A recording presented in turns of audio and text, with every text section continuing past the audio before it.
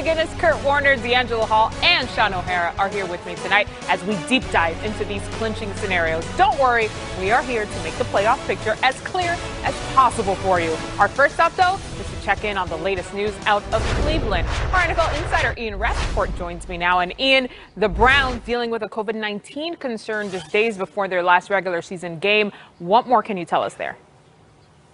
Well, they began the day announcing the facility would be closed while they underwent contact tracing due to a positive test from a practice squad player and a coach. And this came on the heels of not only the COVID-19 situation over the weekend that left them without all of their receivers, but Andrew Sandeo testing positive, Carl Joseph and Harrison Bryant being high-risk close contacts placed on the COVID-19 list. So obviously all eyes were on this one. The best news here is they were able to reopen their facility and they had practice this afternoon. Good news there for the Cleveland Browns. Not as good news for the Los Angeles Rams as they head into their big-time game against the Arizona Cardinals. One of their standout receivers, Cooper Kupp, was placed on the COVID-19 reserve list. Source said he had a positive test, and as Sean McVay admitted just really a couple minutes ago, he is not expected to play on Sunday. Obviously a big blow there. No Jared Goff, of course, as we know as well. The Rams not the only team playing without their starting quarterback on Sunday. Patrick Mahomes, very different reason, of course, is not going to play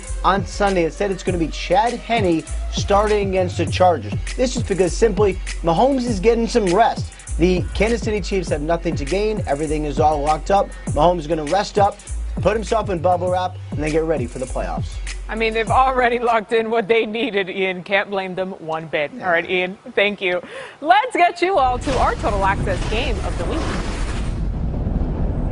Number one goal we'll have is to beat Green Bay. There's not a lot of love lost between us. Right to the outside of the 40, to the 45, the 50, the 45, the 40. He's down the 5-line. He's got two in the meat, and he gets ball with a turn and out of bounds. Walter Payton now with 2:05 at Green Bay. And here he comes. They're giving the football to Terry. Touchdown. The refrigerator. Crowd loves it. And the Packers have had a fifth touchdown pass thrown by Brett Favre today. You can't do any better than that, Jim. Aaron Rodgers engineers the comeback on an injured left leg. It's the Bear-Packer rivalry. Would have had to take something really catastrophic to keep me off the field in the second half. Okay, so here it is. The Bears will make the playoffs if they beat the Packers or if the Cardinals lose to the Rams in Week 17. I'll send it over to Stacey Dales for more on this game. What better way to close out the regular season than with the oldest rivalry in football, Packers-Bears Week 17. The stakes high for both teams. For the Pack, they know if they win, they secure the number one seed and home field advantage, while the resurgent Bears know if they win, they are in. Packers coach Matt LaFleur declaring this game this week a playoff-type game, saying that's their mindset, that's how they plan on attacking it. I asked his wide receiver Davante Adams, just how big is this game? He told me it's the biggest game of the season because it's the next game, but we know we control our destiny and they know they're facing a desperate Bears team. Adams saying their backs are against the wall. It's put up or shut up time. We have to be locked in. As for Chicago and the adrenaline quarterback Mitch Trubisky and company are feeling this week, he told me it feels really good. There's a high level of energy in the building right now, noting we know we've put ourselves in a good position going into this week. Obviously, it's a must win. We want to have it, but he also noted, got to start fast, got to stay efficient. Big game, Sunday afternoon in Chicago, Packers-Bears. To reiterate here on our girl Stacey Dales, the Packers enter Week 17 as the number one seed in the NFC and will remain so if they beat the Bears or if the Seahawks lose to the 49ers. The Saints need a three-team tie to get to the top seed. Listen up. So they need a win along with the Packers loss and a Seahawks win in Week 17. And finally, the Seahawks will get the top seed if they win and the Packers and Saints lose. That's a whole lot to throw at you. We will clarify for them. Willie McGinnis, D'Angelo Hall with us as well here. And we just went through that clinching scenario, of course, guys. Yeah. But what the Packers don't want is to leave that number one seed up to another team's loss, Willie. Absolutely not. And when the number one seed is at stake and home field throughout is at stake, teams are going to come and they're going to play their best ball. You heard Aaron Rodgers say that this is a rivalry. Regardless of your record, regardless of what's been going on, these teams are going to come out to play. I think that club dub in Chicago is going to be shut down. They've been open for 3 weeks. They're going to be shut down this week. The Packers have won 8 out of the last 9 times in Chicago. They don't care about traveling playing there. They're at home.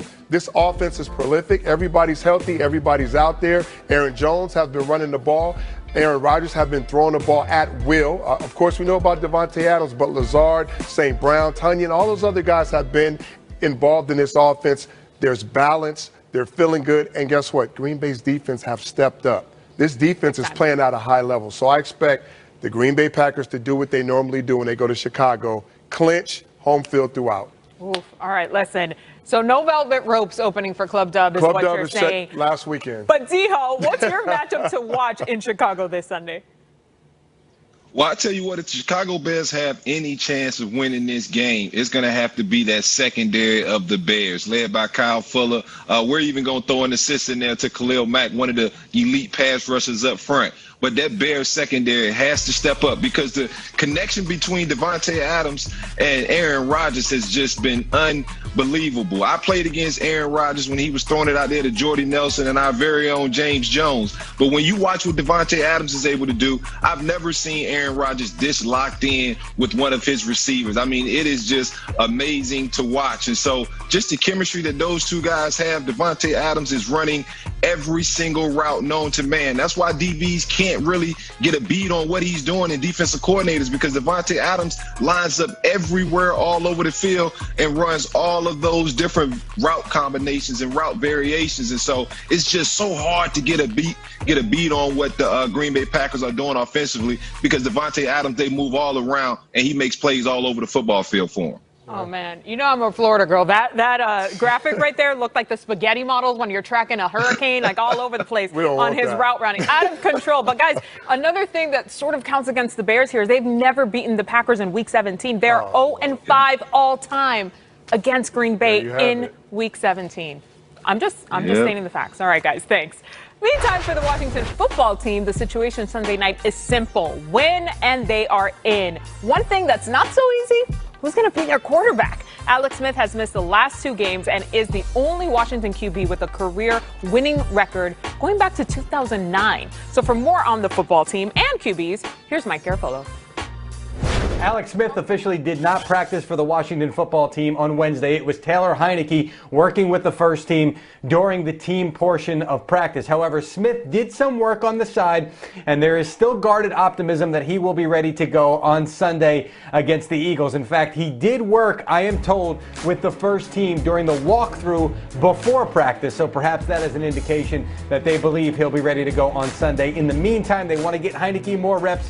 They were impressed what he did against Carolina, even though he didn't have much work to that point. So they think a little bit of work in practice, he'll be even better if we need him, even if he doesn't start that game against Philly. And by the way, the Eagles, a lot of talk from folks down there when I talked to them about wanting to spoil the party for Washington. And somebody said, look, we're finally out of it. There's nothing on the line. So watch us play well now and win by 30 now that the pressure is officially off. If so, they'd spoil it for their divisional rivals.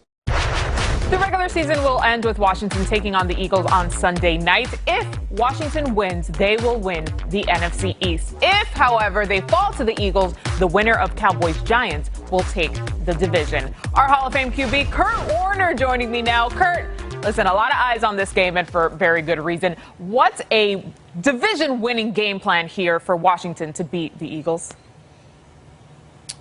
To me, it is the same game plan that they've had really all year when they've won football games. And that's Alex Smith behind center, and Alex Smith being Alex Smith, which is being smart with the football, not turning it over, not trying to make a whole bunch of huge plays. I don't have to. We are built on our defense. Our defense will give us good opportunities, whether it's field position or turning the ball over. I've got to make the plays I'm supposed to make, but not try to do anything extra. They're basically, you cut their turnovers in half when Alex Smith starts under center, as opposed to the other starters that have been in Washington this year. And so, to me, no difference with the game plan. It is, of course,